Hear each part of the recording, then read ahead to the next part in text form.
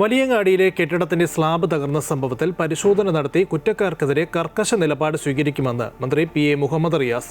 സംഭവത്തിൽ പ്രതിഷേധിക്കാൻ ആർക്കും അവകാശമുണ്ട് എന്ന് മന്ത്രി പറഞ്ഞു. കോർപ്പറേഷനിലെ കെട്ടിടങ്ങൾ പരിശോധിച്ചു, പരിശോധനയിൽ വീഴ്ച വന്നു എന്ന് അന്വേഷിക്കും.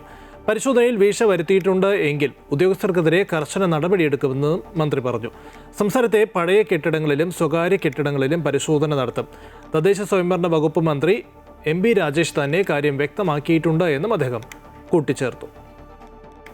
കെട്ടിടങ്ങൾ കോഴിക്കോട് നഗരത്തിൽ അതിൻ്റെ സ്ട്രക്ചറൽ സ്റ്റെബിലിറ്റി കോർപ്പറേഷൻ എഞ്ചിനീയറിംഗ് വിഭാഗം പരിശോധിച്ചിട്ടുണ്ടോ, പരിശോധിച്ചതിൽ ഏതെങ്കിലും ഉദ്യോഗസ്ഥർ കണ്ണടച്ചിട്ടുണ്ടോ, അതൊക്കെ തന്നെ ഗൗരവമായ അന്വേഷണം വിധേയമാക്കേണ്ടതുണ്ട്.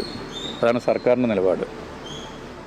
അത്തരം നിലപാട് സ്വീകരിച്ച ഉദ്യോഗസ്ഥരുണ്ടെങ്കിൽ അവർക്കെതിരെ അതിശക്തമായ നിലപാട് സ്വീകരിക്കണം. ഒരാളെയും വെറുതെ വിടാൻ പാടില്ല. അതോടൊപ്പം നിലവിൽ കോഴിക്കോട് നഗരത്തിൽ കെട്ടിടങ്ങളുടെ സ്ട്രക്ചറൽ സ്റ്റെബിലിറ്റി ഗൗരവമായി കോർപ്പറേഷൻ പരിശോധിക്കേണ്ടതുണ്ട്. അത് മേയറോട് സംസാരിച്ചിട്ടുണ്ട്. മേയർ അതിൻ്റെ പ്രവർത്തനം ആരംഭിച്ചു എന്നാണ് അദ്ദേഹം പറഞ്ഞിട്ടുള്ളത്. ഒരു വിട്ടുവീഴ്ച ഇത്തരം കാര്യങ്ങൾ ചെയ്യാൻ വേണ്ടി പാടില്ല. ഇതെല്ലാവരും ചേർന്നുകൊണ്ട് ചെയ്യേണ്ട കാര്യമാണ്. എല്ലാവരും ചേർന്ന് നിൽക്കണം.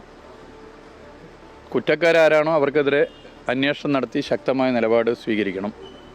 എന്നാൽ മേലിൽ ഇത് ആവർത്തിക്കാതിരിക്കാൻ എല്ലാവരും ഒത്തുചേർന്നുകൊണ്ട്, അത് എല്ലാ രാഷ്ട്രീയ പാർട്ടികളും എല്ലാ സംഘടനകളും എല്ലാവരും ഒത്തുചേർന്നുകൊണ്ട് നിയമം നടപ്പിലാക്കണം.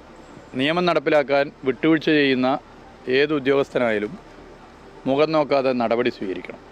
ഇതാണ് പൊതുവെ പറയാനുള്ളത്.